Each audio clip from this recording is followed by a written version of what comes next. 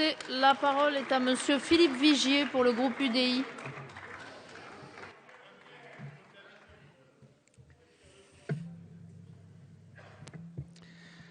Madame la présidente, monsieur le ministre, monsieur le rapporteur général, monsieur le président de la commission des finances, mes chers collègues.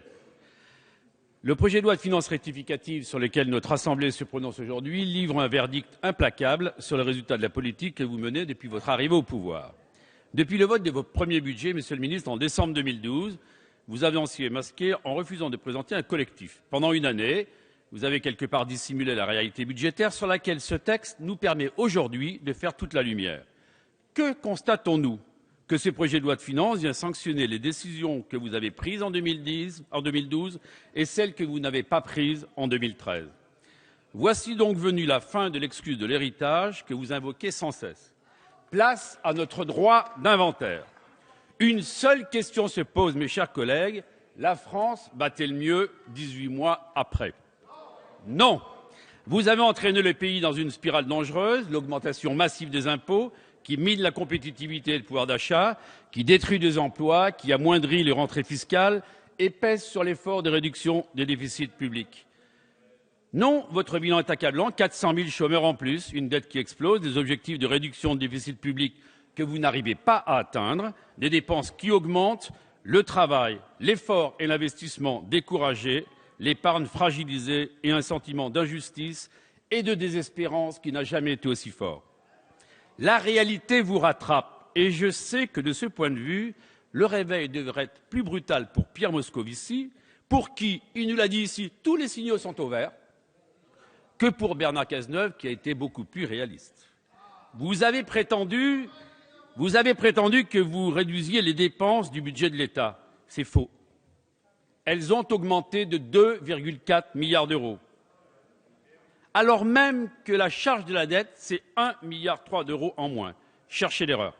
Je vais également signaler le dérapage préoccupant de la charge des pensions, qui sera de 1,8 milliard d'euros supérieur à celle constatée en 2012. Et vous venez d'évacuer lâchement la problématique du financement des pensions de retraite des fonctionnaires et des régimes spéciaux lors de l'examen du projet de loi garantissant l'avenir et la justice du système de retraite. Et vous commencez donc aujourd'hui à payer le prix fort de ce manque de courage. Monsieur le ministre, avec insistance, vous avez vanté vos résultats en matière de réduction des déficits publics. Je veux quelque part remettre un petit peu les pendules à l'heure.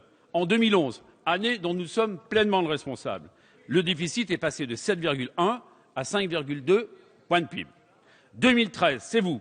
Vous êtes pleinement responsable. Le déficit passe de 4,8 à 4,1, soit 0,7 points. Un effort 3 fois moins important que celui que nous avions réalisé.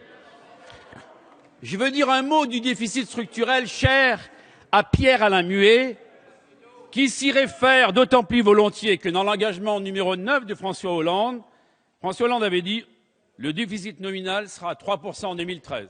C'est dans le guide des 60 propositions. Ça, c'est définitivement enterré. Ce déficit structurel sera même de 2,6 points, loin des prévisions de 1,6 que vous étiez vous-même fixées. Si notre groupe tient à saluer, monsieur le ministre, des progrès encourageants, il partage pleinement les deux réserves de votre rapporteur général du budget, l'excellent Christian Eckert, qui écrit « Le niveau de solde structurel ne sera probablement pas connu avec précision avant le dépôt du projet de loi de finances pour 2015 », qui sous-tend que ça va augmenter un peu. Par ailleurs, écrit-il plus loin, dans l'hypothèse où le rendement des mesures nouvelles sera inférieur à la prévision, il faudrait alors revoir à la hausse le déficit structurel de 2013. Je vous cite, mon cher collègue. Concernant la pression fiscale, le constat est simple. La dernière fois que les prélèvements obligatoires ont été aussi élevés, 1999, Dominique Strauss-Kahn, Pierre Moscovici vient donc de battre le record que la gauche détenait.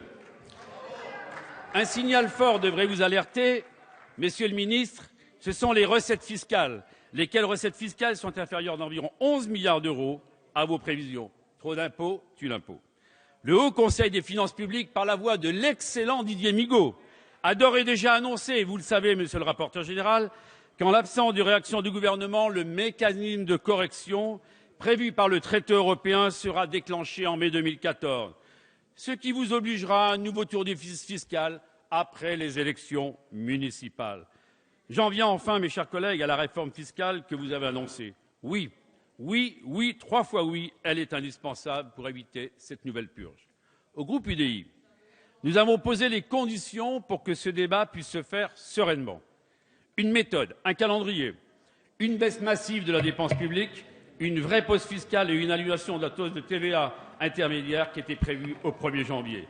Si ce débat n'a vocation qu'à donner des gages à l'aile gauche du Parti socialiste, à Europe Écologie Les Verts pour éviter que la majorité présidentielle n'explose, le grand soir fiscal risque de transformer rapidement en nuit des longs couteaux. Merci, monsieur le Alors, député. pour terminer, Madame la Présidente, Non, c'est fini. en attendant, et ça ne vous étonnera pas, Monsieur le Ministre, nous voterons contre ce projet de loi de finances rectificative qui nous enferme encore un peu plus dans la logique inverse et qui nous enferme dans la crise. Je vous remercie. Merci, monsieur le député. Je fais annoncer le scrutin dans l'enceinte de l'Assemblée nationale.